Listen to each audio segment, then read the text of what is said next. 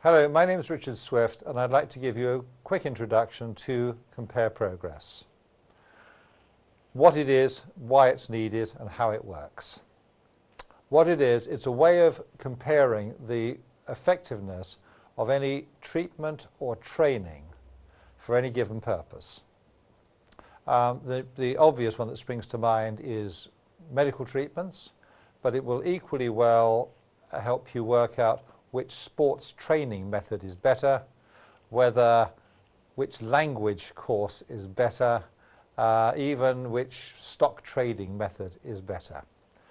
As long as you can define what we call the key markers for progress, and it's back to the old management phrase, if you can't measure it, you can't manage it. So in weight loss, it's fairly easy. You have weight loss, you have waist size reduction, you might have also blood glucose figure stabilization as an important factor. In day trading, you would have the percentage of trades that are successful. In languages, it would be the number of hours it takes you to learn 100 words or whatever people who care about this agree is the most important thing. Going to the core of this thing, which is the medical treatments, what works? If you're looking at recovering from illness or whether you're looking at improving your performance, it's all the same. It's all the same, really. What works for a 26-year-old to enhance performance may not be the same as what works for a 56-year-old. How do you know? Conventional clinical trials are expensive to run. They have the problem that by eliminating the placebo effect, they will bring the cure rate down to the minimum, which is arguably not a good thing.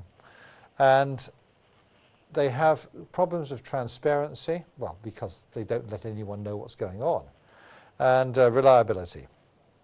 Now,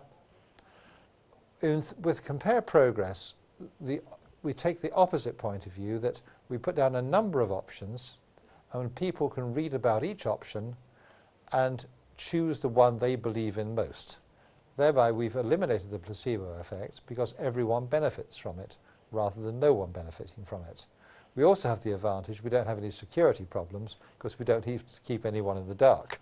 So a fairly simple computer program can now actually measure the effectiveness, the net effectiveness of a set of treatments or trainings for a very large number of people using some fairly simple parameters.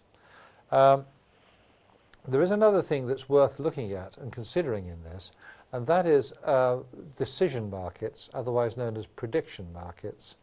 And the popular term for each of those is the wisdom of crowds.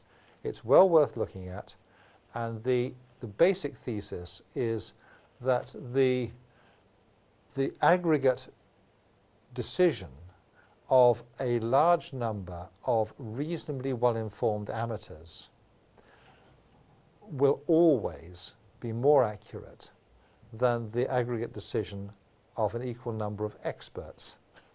Sounds counterintuitive, and it may not apply to all situations, but it certainly applies to most.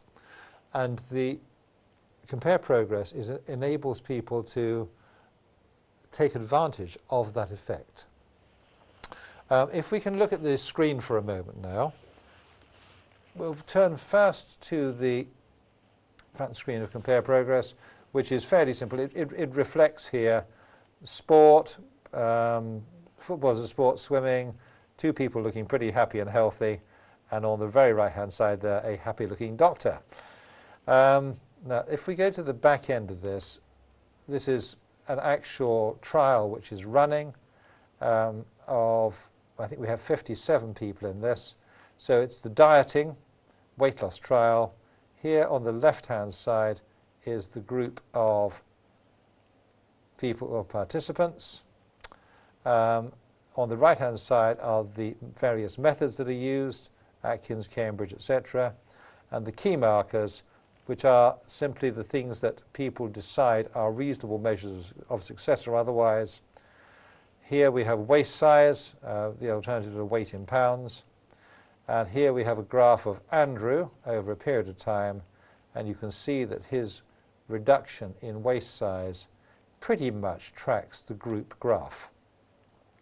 Now where it does get interesting is where we do an advanced comparison, which enables us to compare Andrew's group with other groups.